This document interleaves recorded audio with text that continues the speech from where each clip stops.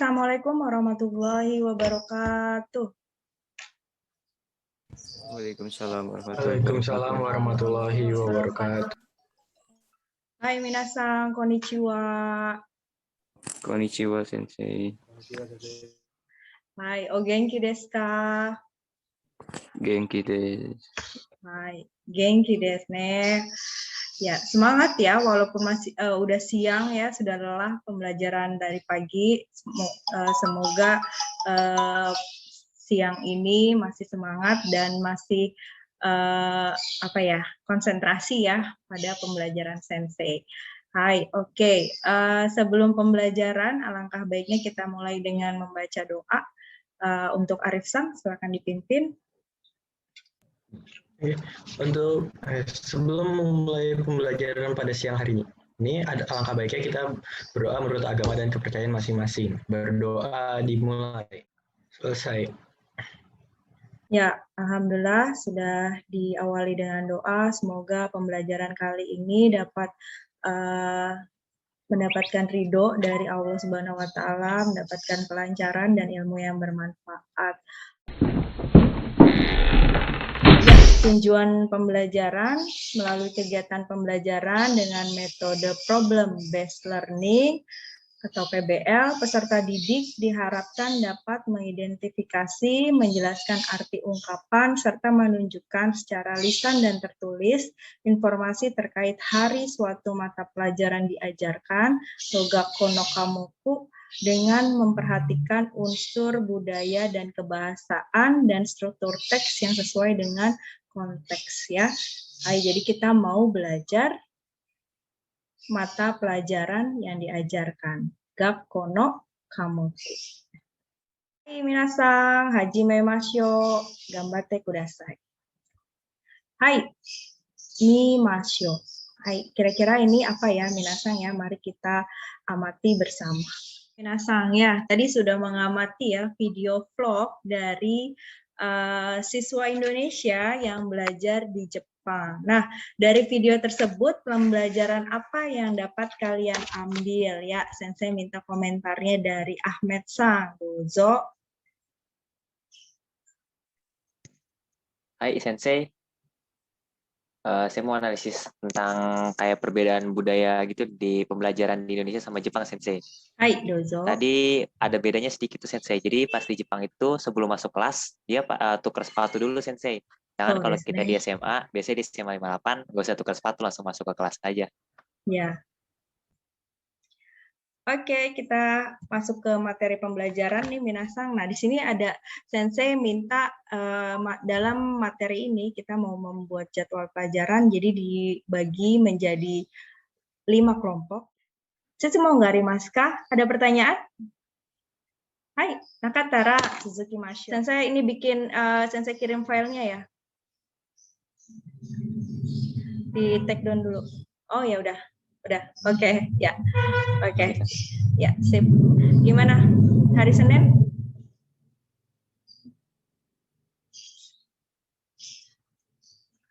Pelajaran apa?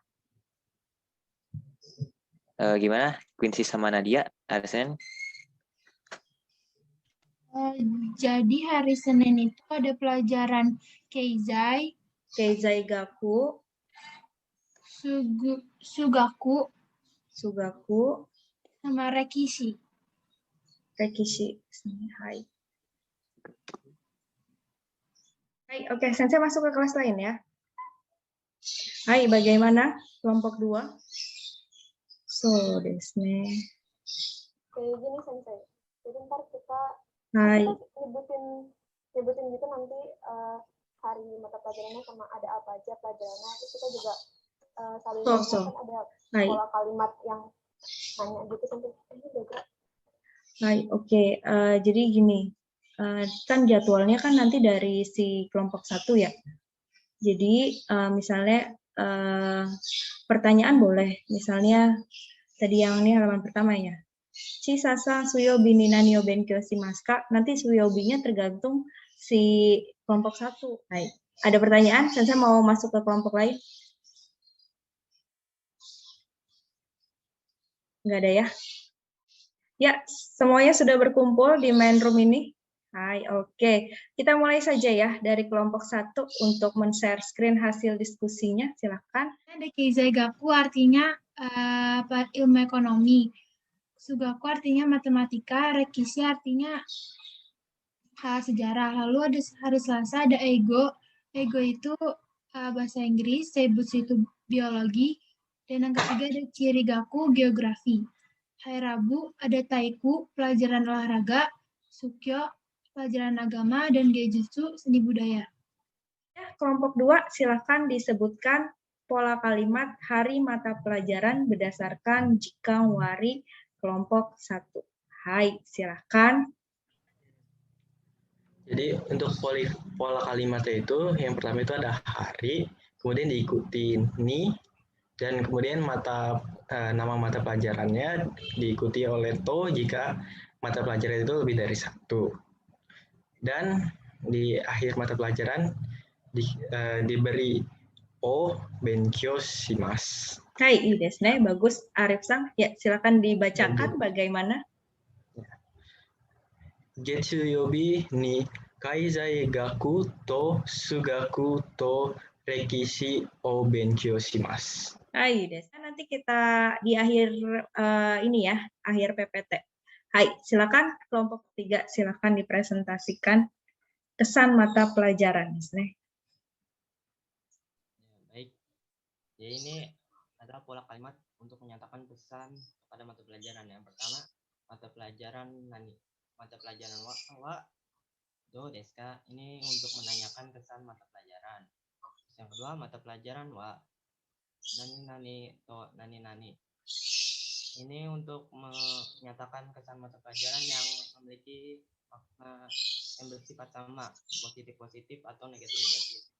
Terus yang ketiga, mata pelajaran wa nani demo nani. Ini untuk menyatakan kesan mata pelajaran yang kesannya berlawanan sifat, negatif dan positif.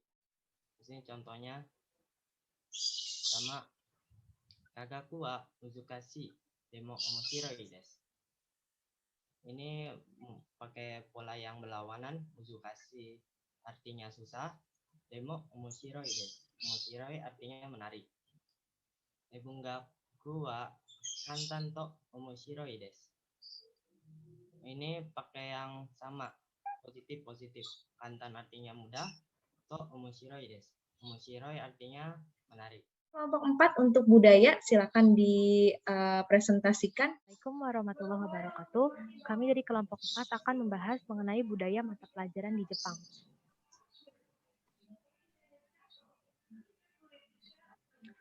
Pembelajaran pokok dan tambahan. Pelajaran pokok SMA di Jepang terdiri dari bahasa Jepang, bahasa Inggris, matematika, ilmu eksak yang terdiri dari kimia, biologi, fisika, dan lain-lain, dan sosiologi yang terdiri dari ilmu kemasyarakatan, sejarah Jepang, sejarah dunia, ekonomi pemerintah, dan lain-lain. Selain itu, pelajaran tambahannya terdiri dari olahraga, musik, seni rupa, dan shodo atau seni kaligrafi huruf Jepang. Pada beberapa sekolah, terdapat juga mata pelajaran tambahan seperti IT, pemahaman lintas budaya, dan lain-lain sesuai dengan ketentuan di sekolah tersebut. Selanjutnya adalah kebiasaan di sekolah Jepang. Setibanya di sekolah, murid akan menyimpan sepatunya di loker sepatu dan menggantinya dengan sepatu khusus yang digunakan di ruang kelas atau uwabaki. Lalu sebelum memulai pelajaran di kelas, terlebih dahulu siswa di Jepang terbiasa memberi salam. Ketua kelas atau guru mengucapkan kiritsu atau berdiri dan re atau membungkuk. Sekarang presentasi dari kelompok 5. Silakan Hairina Sang.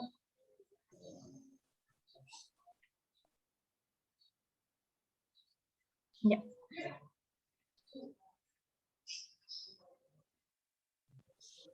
Apakah sudah terlihat ini? Hai, Momia Mas. Sudah terlihat? Kami dari kelompok 5, pada kali ini kami akan mempresentasikan tentang perbandingan mata pelajaran di Indonesia dan di Jepang.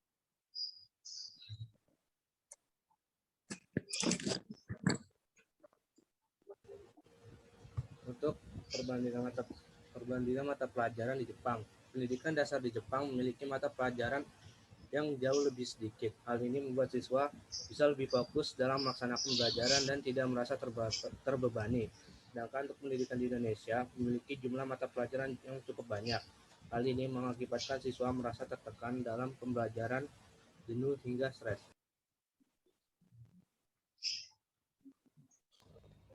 Yang berikutnya adalah siswa di Jepang baru memperoleh pelajaran mengenai pengetahuan apabila telah masuk ke kelas 4 SD. Pada saat kelas 1 hingga 3 SD, mereka fokus mempelajari mengenai tata krama sebagai dasar kedisiplinan. Begitu pula juga dengan ulangannya. Jadi di Jepang untuk anak kelas 1 sampai 3 SD tidak ada ulangan tentang pengetahuan, tetapi ulangan tentang tata krama. Sedangkan di Indonesia, pelajaran tata krama masih belum mendapat perhatian yang besar, sehingga sejak dari kelas 1 SD, siswa di Indonesia pun sudah menerima pembelajaran pengetahuan daripada pelajaran tata krama. Itu bagus-bagus sekali ya dari kelompok presentasi 5 kelompoknya. Oke. Hai, Sensei share screen sekarang ya. Hai, dari presentasi yang telah dilakukan secara berkelompok, mari kita mengkonfirmasi materi terdapat pada tema ini ya. Sekarang kita konfirmasi. Nah, ini kosakata mata pelajaran. Hai, silakan dibaca Ade Putrasang.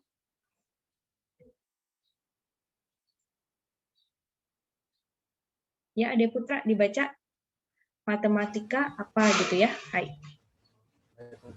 Matematika Sugaku. Bahasa Inggris.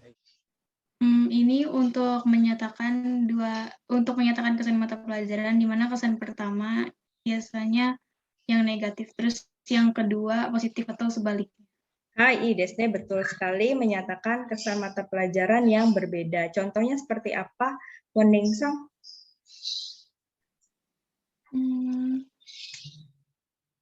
Maaf, Sensei, untuk menyatakan susah itu apa ya? Muzukashi. Sugakuwa.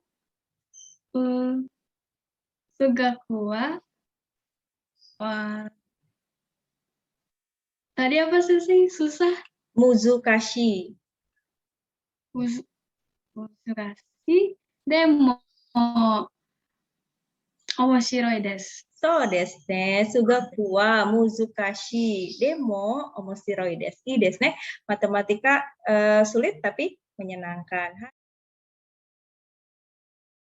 Hai, nah sekarang dari dari pembelajaran kita barusan, ya, mari kita rangkum minasa pembelajaran pada hari ini. Hai, coba Sensei minta komentarnya, rangkuman dari Masita-san, dozo. Jadi hari ini kita tuh udah belajar yang pertama itu kosakata bahasa Jepang yang tentang mata pelajaran. Terus pola-pola kalimat dalam menyatakan hari, apa mata pelajaran itu, sama menyatakan mata pelajaran pada hari itu tuh ada apa aja. Terus ada pola kalimat tentang yang pesan mata pelajaran juga. Terus ada yang perbedaan budaya Jepang dan Indonesia di sekolahnya, sama ada persamaan budayanya juga. Nah, itu tadi dari Masita-san, memberikan kesimpulan pada pembelajaran kita kali ini. Semoga pembelajaran kali ini dapat memberikan manfaat ya untuk kalian semua di hari depan nanti. Amin ya robbal alamin. Hai, untuk menutup pembelajaran, Arif Sang silakan dipimpin berdoa. Oke, sebelum mengakhiri pembelajaran pada sore hari ini, alangkah baiknya kita berdoa menurut agama dan kepercayaan masing-masing. Berdoa dimulai. Selesai. Hai, oke, minasan arigatou gozaimasu untuk kesempatan kali ini. Semoga kalian selalu sehat selalu. Juga tetap bersemangat dalam melaksanakan PJJ online kita. Hai, oke, minasan arigatou gozaimasu. Mata raishu. Assalamualaikum warahmatullahi wabarakatuh. Waalaikumsalam warahmatullahi wabarakatuh.